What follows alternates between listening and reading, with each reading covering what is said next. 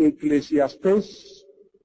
Esta es la 7ª conferencia de este libro de Eclesiastés y hoy vamos a abrirlo en el capítulo 5, del 1 al 7, y nuestro tema en esta noche se va a titular ¿Cómo adorar a Dios?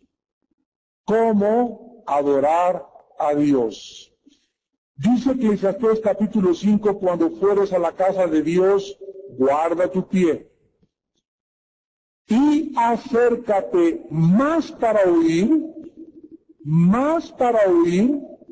que para ofrecer el sacrificio de los necios, porque no saben que hacen mal.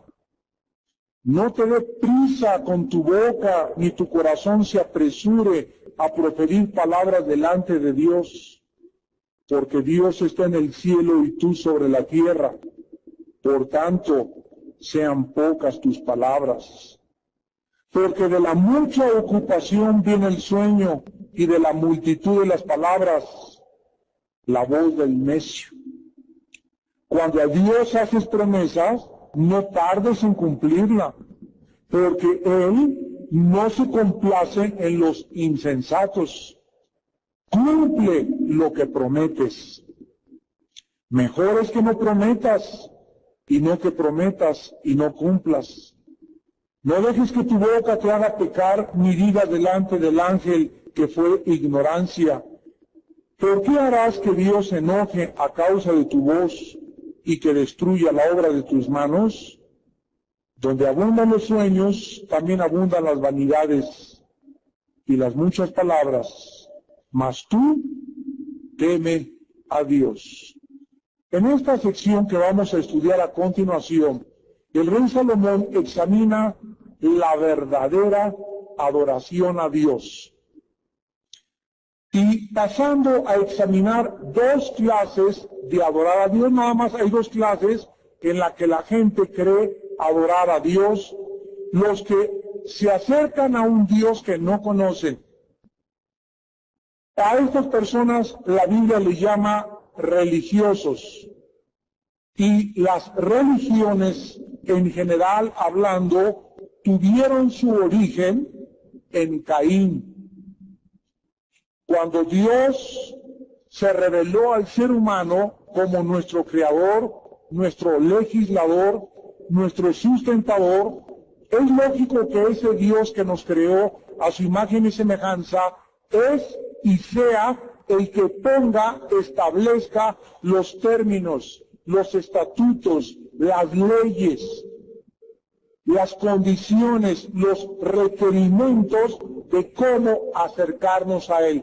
Dios no nos crea y nos dice: acérquense a mí o búsquenme en los árboles, búsquenme en el Teposteco, búsquenme en Teotihuacán, búsquenme según ustedes crean. No, Él nos dejó la Biblia, para que en la Biblia nosotros sepamos con certeza y seguridad la forma en la que Él demanda que nosotros nos acerquemos a Él.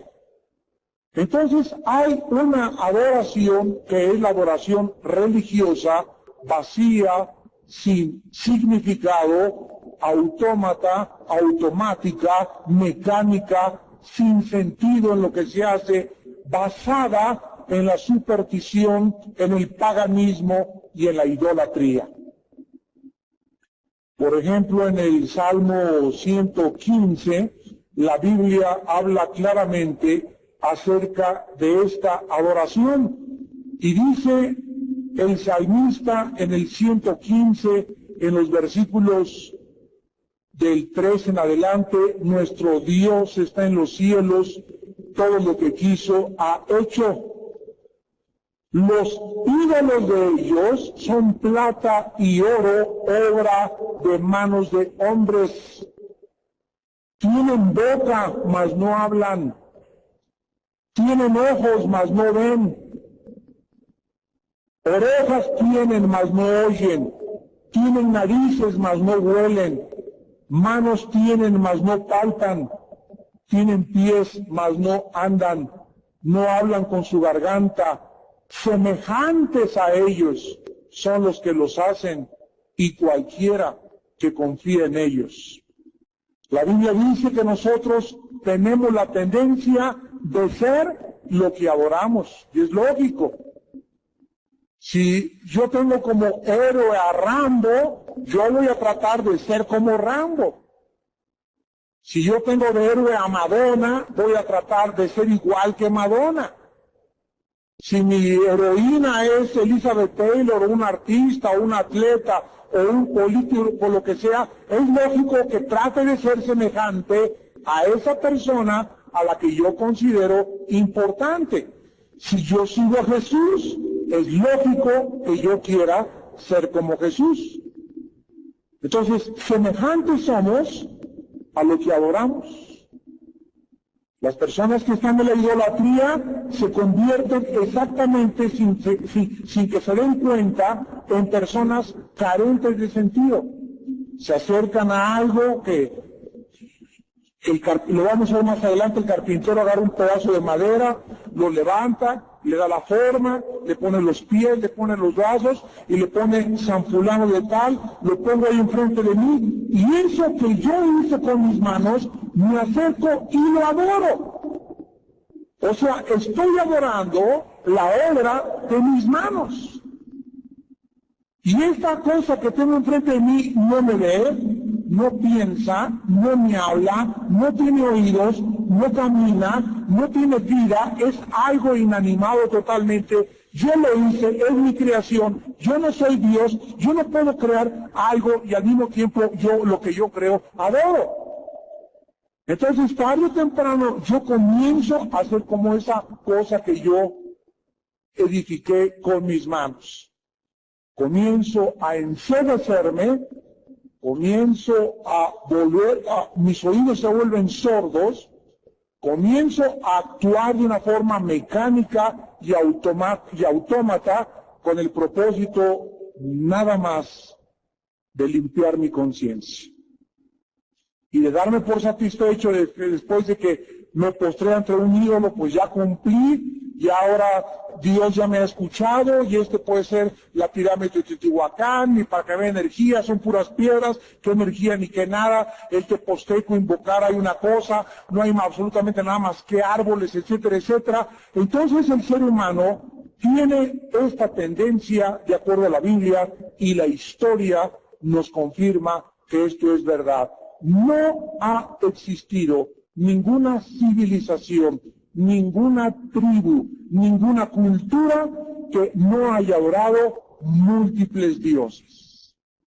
La única nación en la historia que ha dado testimonio de un solo Dios y del moniteísmo ha sido la nación de Israel. Y con ese propósito Dios llamó a Abraham de la tierra de los caldeos para que a través de ellos, a través de la historia, cruzara la historia este pueblo llamado los judíos, y ellos puedan anunciarles a las naciones que hay un Dios nada más. Oye Israel, a Jehová, Jehová tu Dios uno es. Baruch haba Adonai, bendito el que viene en el nombre del Señor. Cuando los judíos digan esto en hebreo, es cuando ya se convirtieron. Bendito el que viene en el nombre del Señor. En Juan capítulo 24, vayamos a Juan capítulo 24, Jesucristo, al bajar al mundo,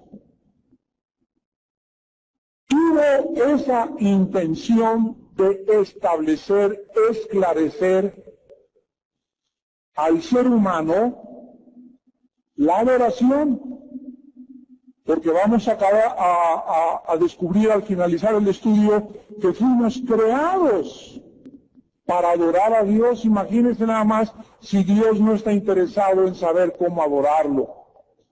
En Juan capítulo 4, Cristo se encuentra con una mujer que era prejuiciosa socialmente, inmoral, llevaba 5 matrimonios, y cuando Jesús habló con ella, el hombre que estaba viviendo con ella ni siquiera era su esposo. O sea, vivía en fornicación, vivía en adulterio. Era una mujer que ninguna persona tendría ganas de tenerla como su mejor amiga, más que las personas inmorales, ¿verdad? Dice la Biblia que lo semejante atrae a lo semejante. Entonces, precisamente, Cristo vino a buscar este tipo de mujeres y de hombres.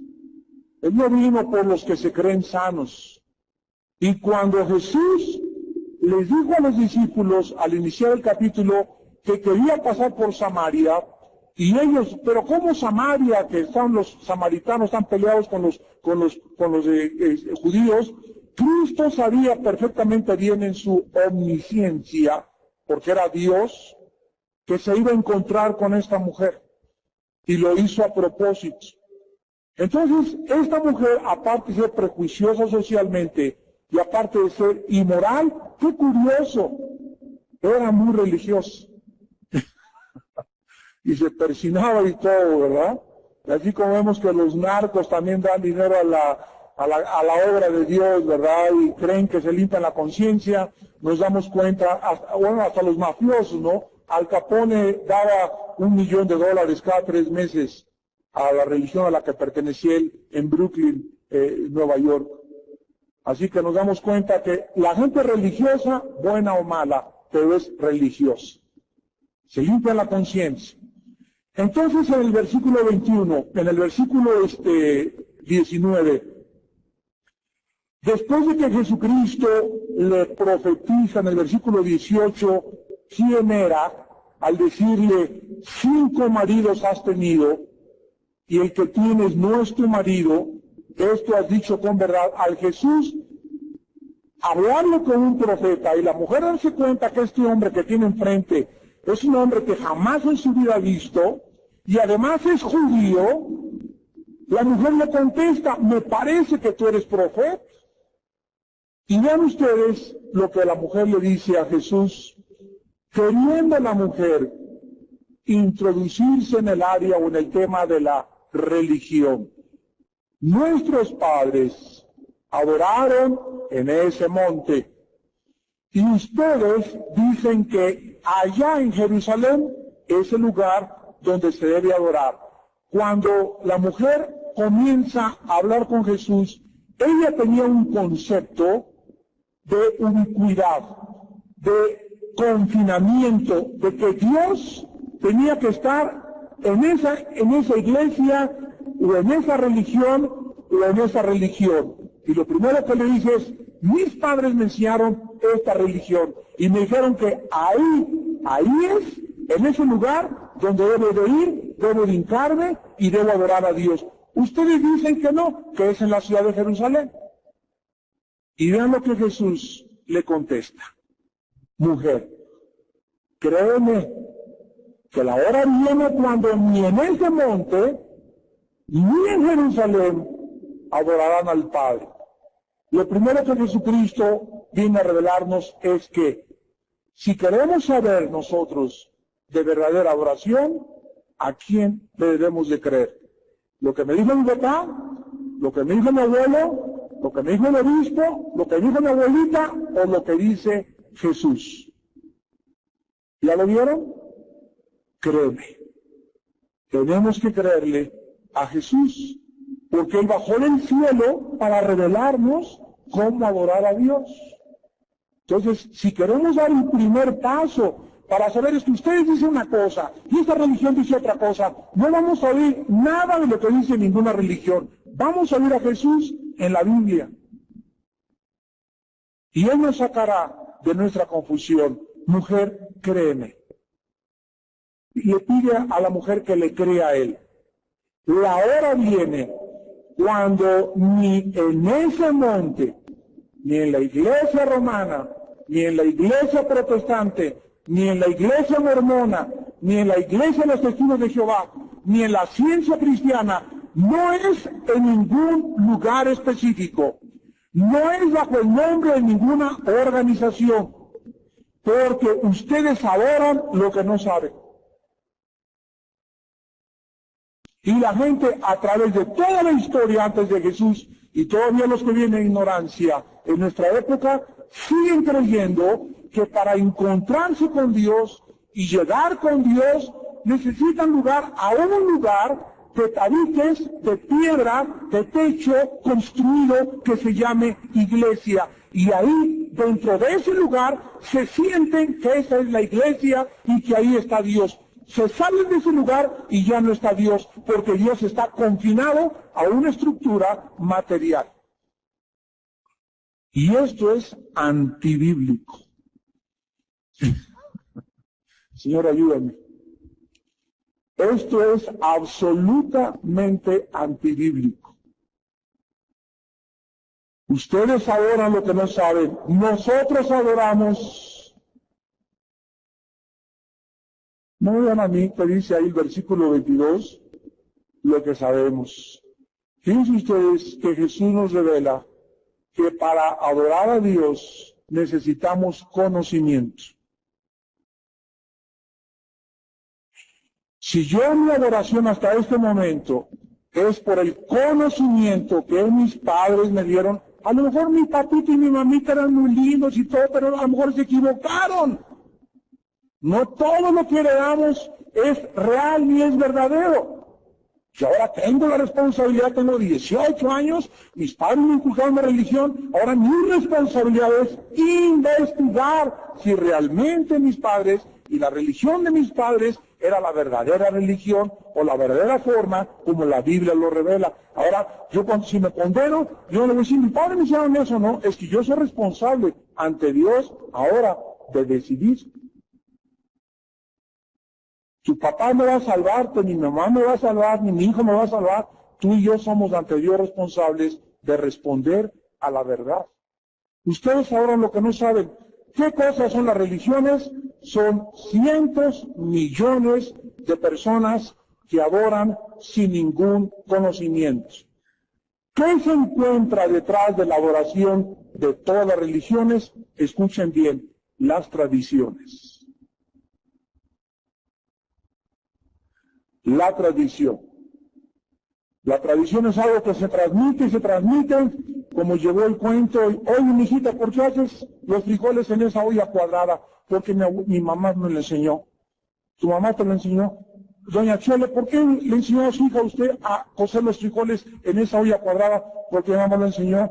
Oiga, doña Floribundia, ¿por qué le enseñó usted a su mamá y ella le enseñó a su hija de coser? Porque, y así vemos nosotros que se transmitió desde la cuarta generación, entonces todos hacen eso porque es algo que les enseñaron y nadie ha discurrido que ahora es mejor hacer los frijoles en una olla redonda.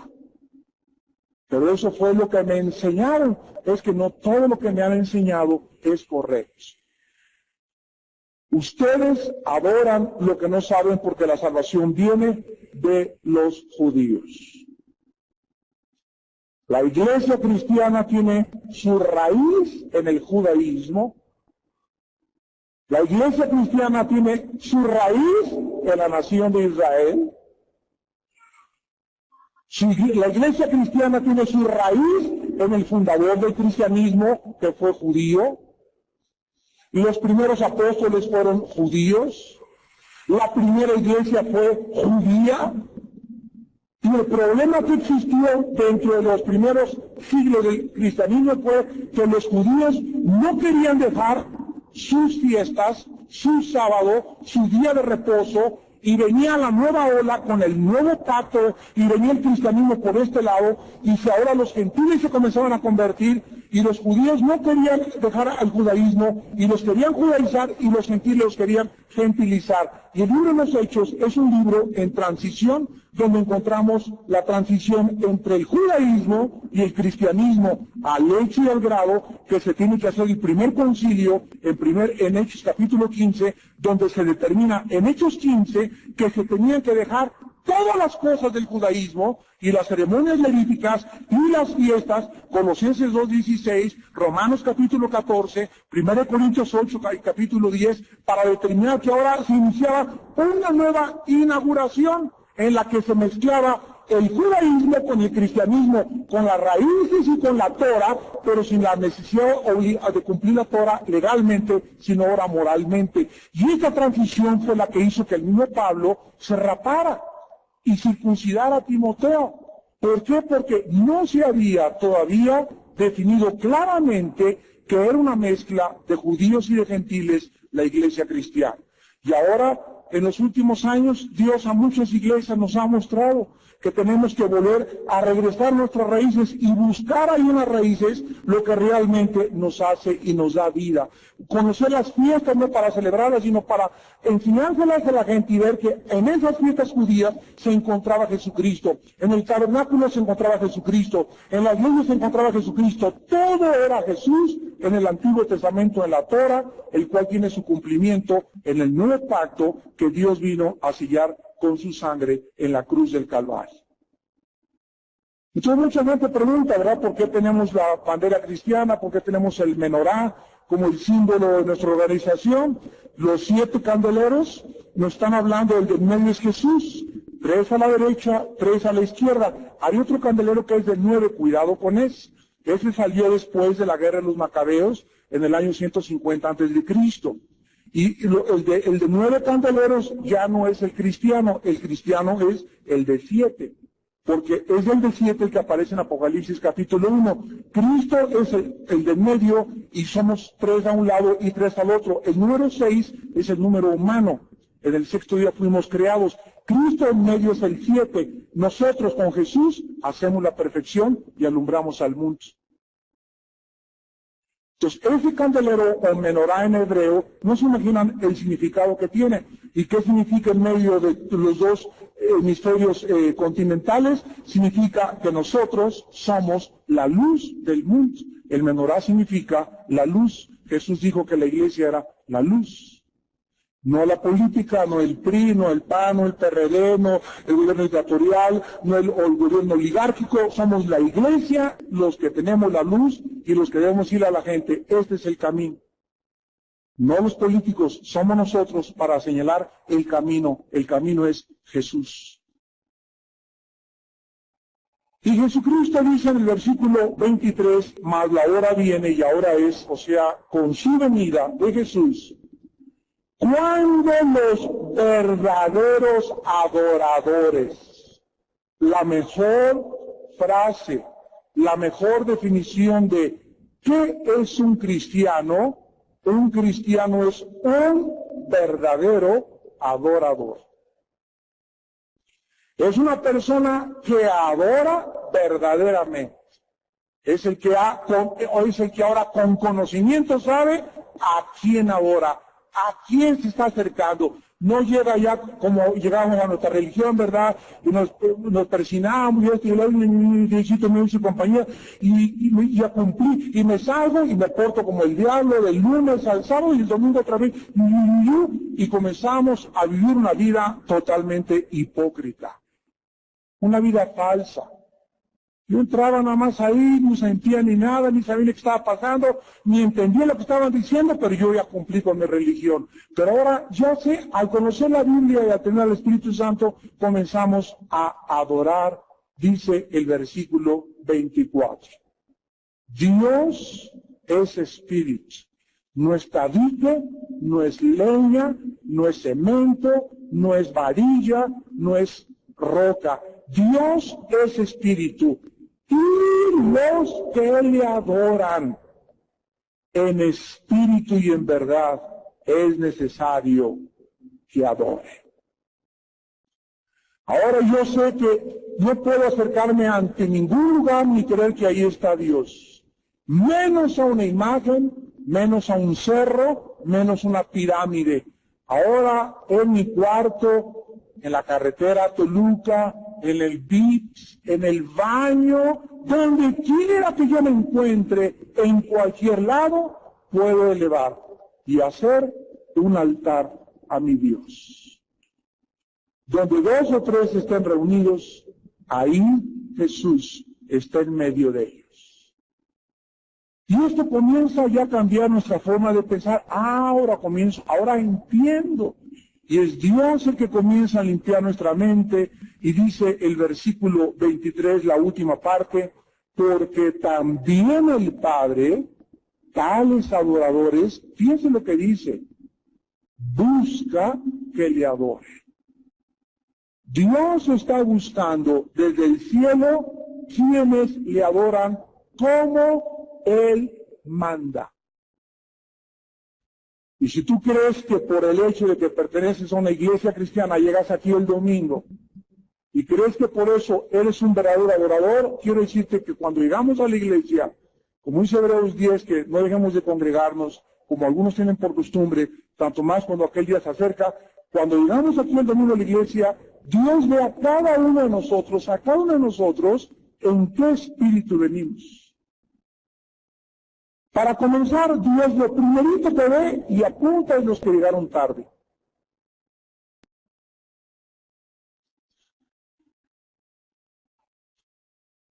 Fíjense ustedes, nuestra primera actividad en esta iglesia es la oración.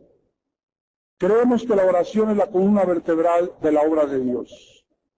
Y lo primero que hacemos al iniciar un servicio el domingo, orar. Y la gente que viene tarde y llega después de que se acabó la reunión de oración, no entró a la adoración a Dios, porque la oración es una forma muy elevada de realmente llegar, prepararte, y traigo tantas cargas de mi trabajo y tantas cargas que ahí con 3 o 4 que nos reunimos, vamos a comenzar a orar y en silencio, Padre, yo te pido por mis hijos, sí, te pido por este problema con mi esposo, te pido por aquello, te pido por esto, porque creo que Dios me está escuchando y Dios escucha todavía con más ganas cuando nos juntamos 2 o 3 en su nombre. Y llegan tarde, imagínense nada más. Entonces ya, cuando llegas a la iglesia el domingo, tu actitud no es venir a adorar a Dios, es venir a cumplir como un religioso. Tenemos tanto eso del pasado cuando éramos religiosos, que ya llegan el domingo solamente porque quieren cumplir, y qué bonito el mensaje y esto y lo otro, pero ellos no llegan a un espíritu de adoración, y tienes que llegar a la iglesia a adorar a Dios, y la oración es la parte más importante de la adoración. El Padre busca adoradores que en espíritu y en verdad le puedan adorar. Ahora, vayamos a Eclesiastés y veamos que Salomón comienza diciéndonos que cuando fuéramos a la casa de Dios, en el Antiguo Testamento había un lugar específico que era el tabernáculo. Primero fue el tabernáculo, después fue el templo que construyó Salomón, antes la casa que le hizo, el campamento que le hizo David al Arca de la Alianza, y ya cuando Jesús viene, ya no hay ningún lugar donde se pueda confinar a Dios geográficamente. Ahora ya la iglesia es los seres humanos que se reúnen en el nombre de Jesús. Así que ahorita estamos nosotros bajo un centro que pertenece al municipio. La iglesia no es esto, la iglesia somos nosotros. Nos vamos a la calle, nos vamos aquí a la esquina, ahí está la iglesia. Nos vamos al monte, ahí está la iglesia. La iglesia somos nosotros, las personas, no los edificios. Hechos 17, 24 al 28. Dios no habita en templos hechos por manos humanas. Y yo conozco cantidad de cristianos evangélicos de, ¿por qué no tenemos un lugar? Pues porque Dios no nos los ha dado. Pero si nuestra iglesia somos nosotros. Pero qué bonito que sí, sería muy bonito y muy lindo. Pero tal vez por eso Dios nos quiere para probarnos y estamos como en el desierto, ¿verdad? Sacando y purificando como el oro a un grupo de cristianos especiales. ¿Por qué? Porque Dios quiere buscar la oración en nuestro corazón.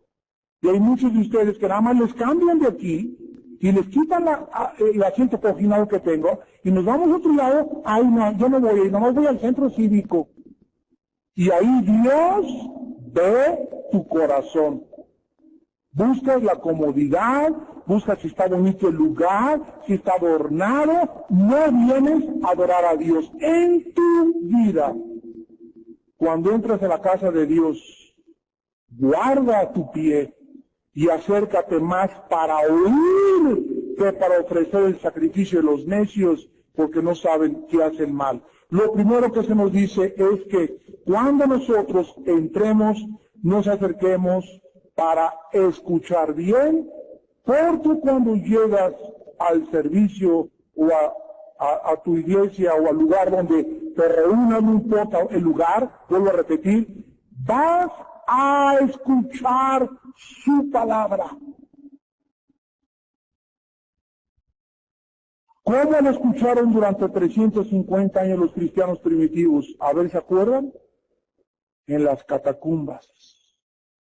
Perseguidos por el gobierno por afuera, viendo a ver si había una iglesia por afuera, una reunión, los mataban a todos. Hicieron túneles, y ahí se juntaban, y ahí cantaban, y no había sillas, ni había aire acondicionado, ni había micrófono, ni había teclado, ni había nada. Ahí se juntaban con el apóstol Pedro, con el apóstol Pablo, durante más de 350 años con todos los padres de la iglesia, porque ellos entendieron que era adorar a Dios. La frase, el sacrificio de los necios, se refiere a lo que las personas ignorantes de la verdadera adoración hacen, o sea, sacrificios, peregrinaciones, mandas, ritos, ceremonias, todas estas cosas, la Biblia, no yo, le llama sacrificios de necios. Veámoslo por qué en Isaías capítulo 40 y 44. Dice en Isaías 40, versículo 18 al 20. ¿A qué pues haréis semejante a Dios, o qué imagen le compondréis? La pregunta que Dios nos hace es, ¿quién puede, por más talentoso que sean sus habilidades de escultor o de pintor, quién puede hacer algo que se parezca o se asemeje a Dios y después venir y adorar eso que tú dices que es Dios? ¿Quién? Por eso la Biblia no nos menciona en ninguna parte cómo era Cristo físicamente. En ninguna parte. Nos imaginamos, ¿verdad?, que ya que la tierra de Palestina tiene 500 kilómetros de sur a norte y 150 entre Tel Aviv y casi el río Jordán de ancho, que es un pedacito, 500 kilómetros de sur a norte y 150 kilómetros de ancho, ¿verdad? Jesús casi caminó todo. Sabemos y deducimos que Jesús era un atleta, ¿verdad? Era un hombre fuerte, muy fuerte. Caminaba y caminaba y caminaba y caminaba, y era una dieta perfecta, era un hombre perfecto, ¿verdad? Pero la Biblia nos muestra que nadie así se paraba porque le veían una aureola, o emitía un haz luminoso de santo, así, Jesús, ¿verdad? Como lo pintan en los cuadros, así con luces, con aureola aquí, amarilla, con anaranjado, etcétera, etcétera. Para nada, para nada. Dice la Biblia que no había parecer bueno en él, Isaías 52.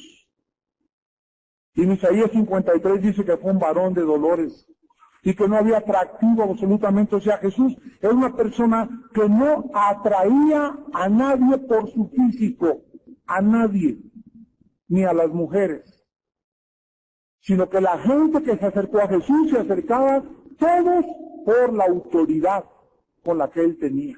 Era como el apóstol Pablo. El apóstol Pablo era un hombre chiquito, como de unos 60 de estatura. Pablo, dicen que era muy feo y narigón. Así que nadie se acercaba por su físico, se acercaban porque él tenía la autoridad y la unción. La gente que iba a escuchar al Bautista, los que iban a escuchar a Jesús, eran llevados por el Espíritu Santo, no por la campaña de publicidad. ¿A qué imagen le podemos nosotros comparar o poner a Cristo? Dice el versículo 19, el artífice, o sea, el escultor o el artesano, prepara la imagen de talla. El platero le extiende el oro y le funde cadenas de plata. El pobre escoge para ofrecerle madera que no se apolille. Se busca un maestro sabio que le haga una imagen de talla que no se mueva. Enseñados desde que la tierra se fundó. Saltemos al capítulo 44 de Isaías. Dice el versículo 9, Los formadores de imágenes, de talla, todos ellos son vanidad. Lo más precioso de ellos para nada es útil. Ellos mismos son testigos para su confusión de que los ídolos no ven ni entienden. ¿Quién formó un Dios o quién fundió una imagen que para nada es de provecho? He aquí que todos los suyos serán avergonzados, porque los artífices mismos son hombres. Todos ellos se juntarán, se presentarán, se asombrarán y serán avergonzados a una. El herrero toma la tenaza, trabaja en las ascuas, le da forma con los martillos, trabaja en ello con la fuerza de su brazo. Luego tiene hambre y le faltan las fuerzas. No bebe agua y se desmaya. El carpintero tiende la regla, lo señala con almagre, lo labra con los cepillos, le da figura con el compás, le hace forma de varón, a semejanza de hombre hermoso, para tenerlo en casa.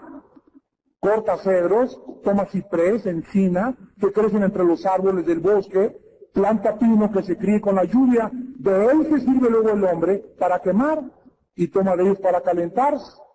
Versículo 18, no saben, ni entienden, porque cerrados están sus ojos para no ver, y su corazón para no entender, igual que los ídolos, acuérdense.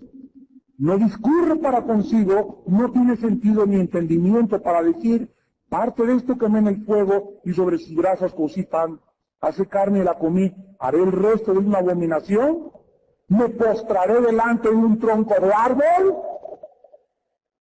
de ceniza se alimenta su corazón, engañoso lo desvía, para que no libre su alma ni diga, no es pura mentira lo que tengo en mi mano derecha.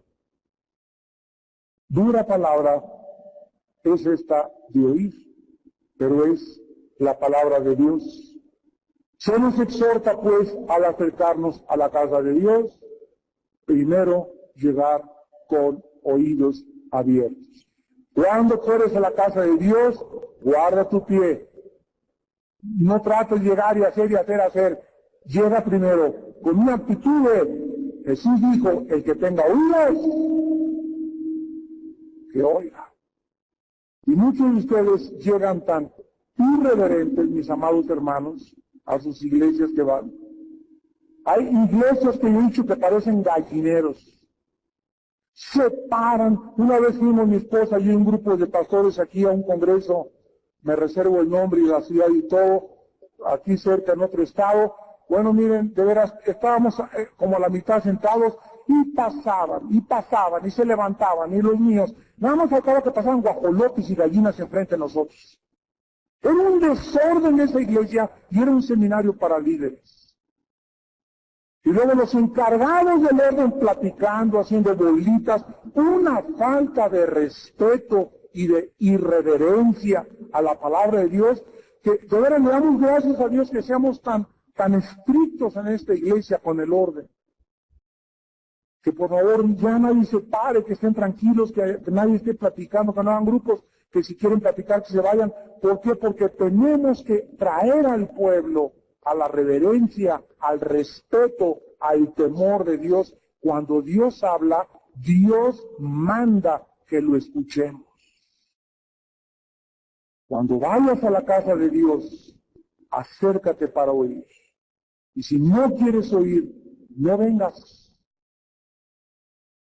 Si vienes para jalarle a la novia, para hablar con el novio, para el chicle y para criticar, no vengas, porque esta misma palabra es como una espada que penetra y discierne tus sentimientos, tus sentidos, y como una espada va a cortarte por arriba y por abajo, y esta misma palabra que estás oyendo es la que Dios va a usar para juzgarte en el día postrero.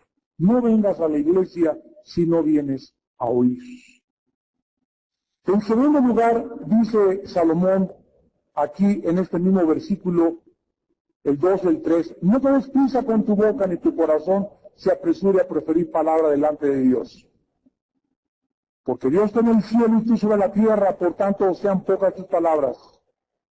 Porque de la mucha ocupación viene el sueño. En segundo lugar, estate quieto callado, calmado, porque Dios oye lo inaudible y ve lo invisible.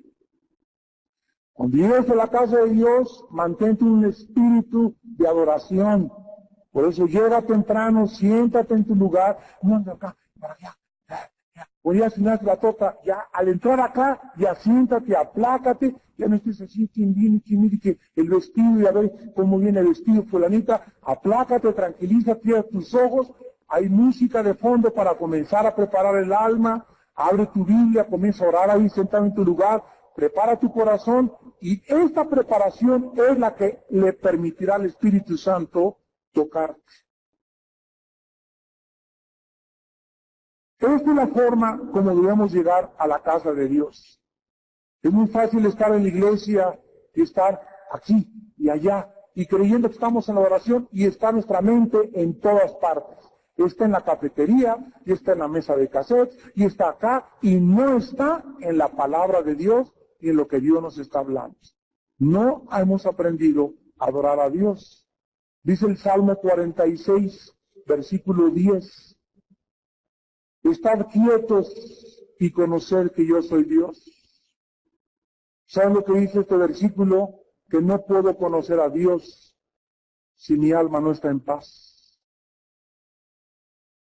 Si yo no tengo una actitud de tranquilidad aquí o al llegar a mi casa y no me pongo en paz, y perro, y lavadora, y la cuidadora, el desayuno de los niños, los pañales, esto, así no puedo oír a Dios.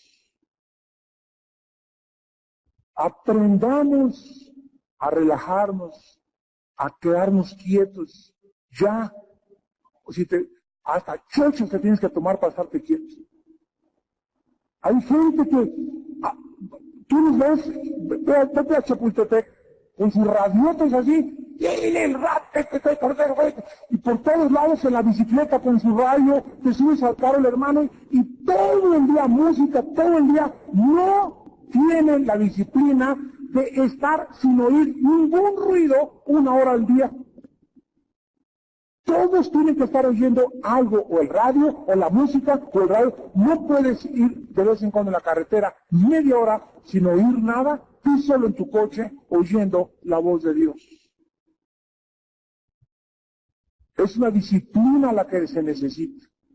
Por eso dice en Isaías 23, 18, ¿quién estuvo en el secreto de Jehová y oyó y vio su palabra? Es ahí en el silencio donde Dios nos habla. Aprendamos a vivir en el silencio. ¿Cuánto tiempo estuvo Moisés en el desierto? ¿Cuánto? ¿Oyendo rap? ¿La charrita del cuadrante? ¿Qué oyó en 40 años Moisés en el desierto? ¿Por qué el desierto? ¿Por qué el desierto? Porque es un lugar inhóspito, un lugar donde no hay ruidos, un lugar donde no hay agua, ni siquiera las olas del mar contra la arena, ni siquiera el viento de los árboles, nada en el desierto, no oyes nada. ¿Por qué Dios se llevó a Jesús 40 días al desierto? ¿Por qué Jesús buscaba antes de que se levantaran todos? Marcos 1:35, antes de que saliera el sol, se iba lejos a un lugar donde no había nadie, silencioso, a estar con su Padre. Dios habita en el silencio. ¿Por qué Elías, cuando pasó el temblor, no estaba Dios? Vino el fuego, no estaba Dios. El terremoto, y no estaba Dios. Y Dios estaba en ese silbo quieto y apacible. Ahí Elías aprendió que se encuentra Dios. Dios tienes que aprender a descubrirlo temprano en tu casa, quieto a las 5 o 6 de la mañana, sin que haya ningún ruido. Acostúmbrate, bájate a la sala, métete al baño, abre la Biblia, lee 15 minutos, cierra la Biblia, estate, recógete, ponte silencio, no pienses en nada, entrena tu mente, domina tus pensamientos, y Dios va a comenzar a hablarte. Y vas a comenzar a discernir cuándo te habla Dios. Hay muchos de ustedes que por eso andan buscando una palabra de profecía o una palabra que les confirme una cosa. ¿Por qué? Porque no oyen lo suficientemente a Dios en su vida de devocionales. Cuando entres a la casa de Dios, oye, dice Salomón. En tercer lugar, dice el versículo 4 y 5, cuando a Dios hagas promesas, no tardes en cumplirlas, porque Él no se complace con los insensatos, cumple lo que prometes. Mejor es que no prometas, y no que prometas y no cumplas. Muchos llegan a la iglesia, y ay, el sermón estuvo bonito, y sí, Señor, te prometo que ahora sí no le pego a mi chole, Señor, ahora sí la voy a querer muchote, y voy a dar el papel perdón a mis hijas, y todo lo que estás diciendo, Dios te está oyendo. Y cuidado y no hagas lo que tus palabras dicen cuando vienes a adorar a Dios. Mira lo que dice Deuteronomio 23:21 en el Antiguo Testamento. Que si Dios toma en serio lo que sale de nuestros labios, lo toma retequete en serio. Dice Deuteronomio 23, versículo 21, cuando haces voto a Jehová tu Dios, no tardes en pagarlo, porque ciertamente lo demandará Jehová tu Dios de ti, y sería, ¿qué cosa? Pecado en ti. De acuerdo a lo que tú en esta mañana acabas de aprender en la adoración a Dios, lo que dices, como lo hayas dicho y le hayas prometido a Dios, Dios te lo va a demandar. Entonces, si le dijiste, te prometo que ahora sí voy a ser fiel y ahora sí no voy a la pornografía, y etcétera, etcétera, cuidado, porque es en serio. Dios toma muy en serio lo que Dios dice. Y tenemos que cumplir nuestras promesas, porque para Dios es cosa de vida y muerte. No es de que te prometo a mi hijito y no cumplimos, te comprometo a la esposa y faltamos nuestra promesa, y los candidatos prometan cielo, mar y tierra, ¿verdad? Sabemos que no cumplen casi nada de lo que prometen, etcétera. Así es todo, no tenéis el mundo entero. El hombre es mentiroso por naturaleza. Dios no. Con Dios no juegas, a Dios lo tomas en serio, y cuando le haces una promesa, se la cumples. Y cuando tú le dices a Dios, Padre, quiero hacer un pacto como hizo Job. Yo me recuerdo hace muchos años, estábamos mi esposa y yo en Jacksonville, Florida, en un congreso de un hombre llamado Rick Joyner, que es uno de los profetas que yo considero más grandes en el mundo actual. Y este hombre estaba diciendo, nos habló a los hombres, nos dijo, quiero que todos los que quieran hacer este pacto con Dios, lo hagamos ahorita. Yo me paré, nos paramos casi todos. Me dice, vamos a hacer un pacto de no ver a ninguna mujer jamás hasta que Él venga, más que a nuestra esposa. Y todos cuando dijo eso, ¿verdad?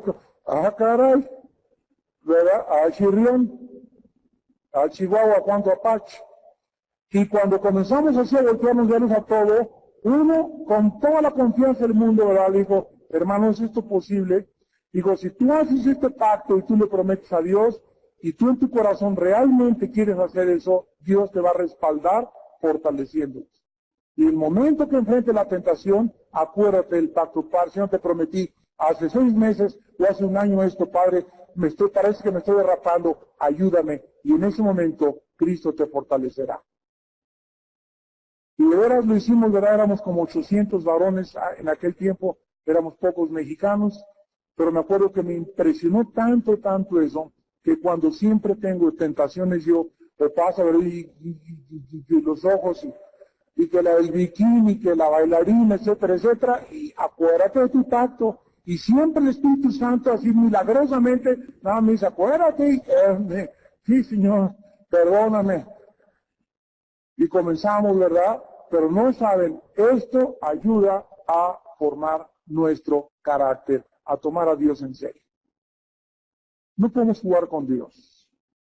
No podemos andar, ¿verdad? Ahí de coquetones y creer que vamos a ser hombres de Dios. No se puede con Dios esto. O somos santos verdaderamente y Él nos ayuda, o mejor no le digas nada y vete, ¿verdad? Vete allá a tomar clases de corte y confección, o vete allá a tomar clases de taekwondo, lo que sea. No vengas a la iglesia, o sea, porque el cristianismo no funciona en tu vida. El cristianismo es conocer a Dios y tomar en serio cuando Él habla.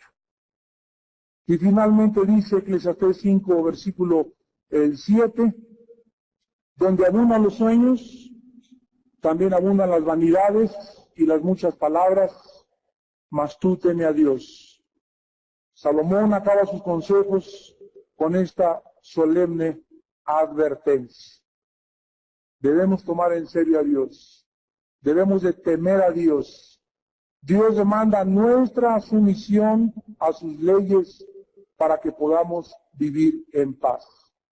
Antes de que acabara Salomón el capítulo 1 de Proverbios, llamando a la cordura a todos los que quieren vivir como les da la gana, dice el versículo 32 de Proverbios capítulo 1, el desvío de los ignorantes los matará y la prosperidad de los necios los echará a perder. Mas el que me oyere habitará, vivirá, tendrá una vida emocional, estable, confiada, tranquila, saludable, sana. El que me oiga, el que me toma en serio, va a tener salud mental, salud física, salud espiritual y además vivirá tranquilo sin tener nunca miedo de ningún mal. Cuando tememos a Dios, no tememos al hombre. Cuando tememos a Dios, no tememos a que el pueblo explote el Popocatépetl.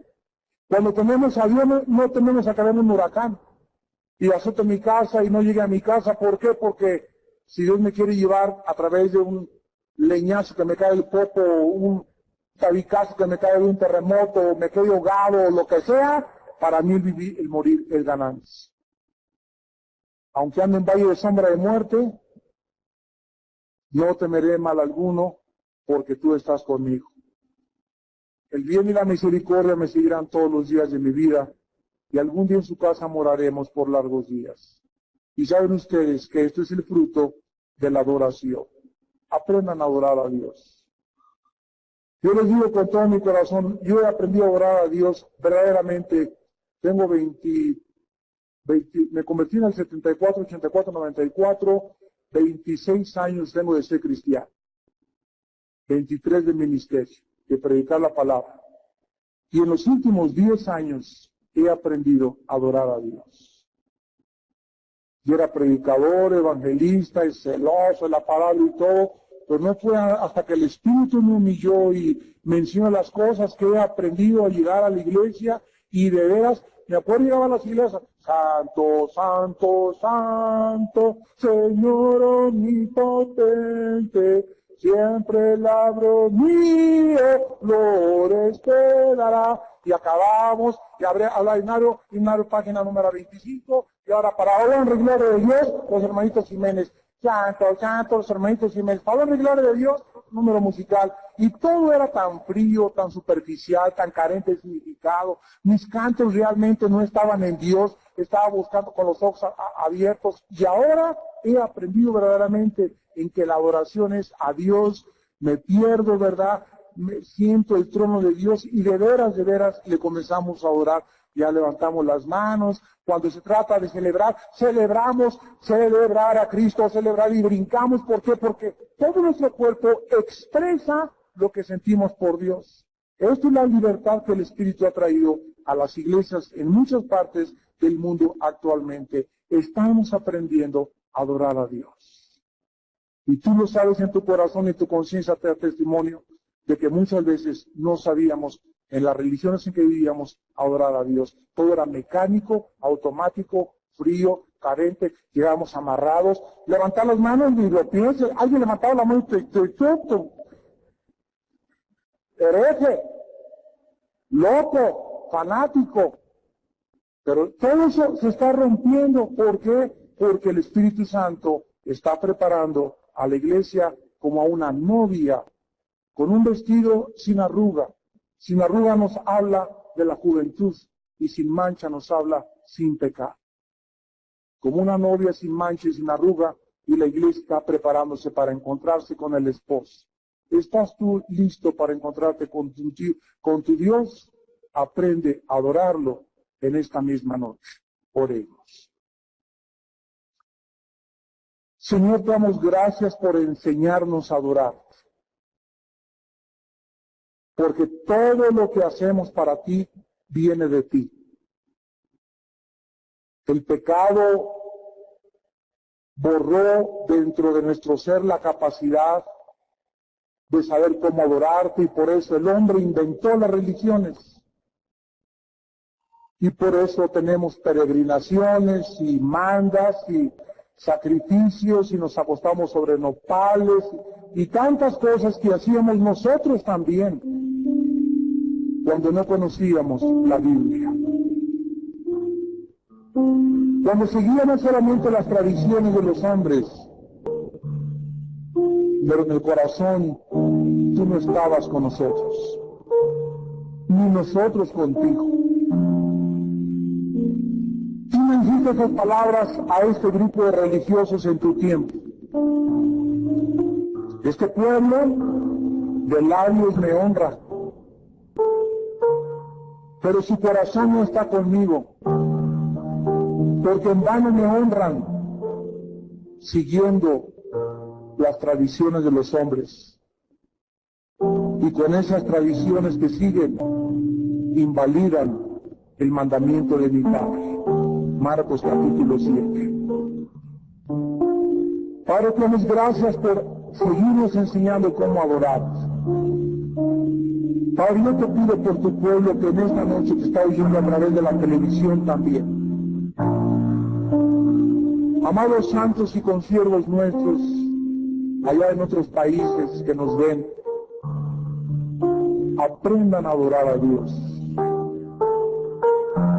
La próxima vez que vayas a tu iglesia, que esta conferencia haya transformado tu corazón y tu vida, para que verdaderamente la palabra de Dios predicada esta noche pueda ser como una espada que haya entrado a tu vida y te haya convencido que Dios te está buscando que le adores en espíritu y en verdad. Porque esto es lo que somos los cristianos, verdaderos adoradores. Señor Jesús, precioso Salvador y Mesías, te adoramos en esta noche.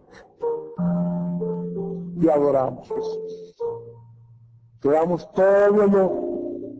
la honra, la gloria, porque a ti te pertenece el poder y la sabiduría, Jesús.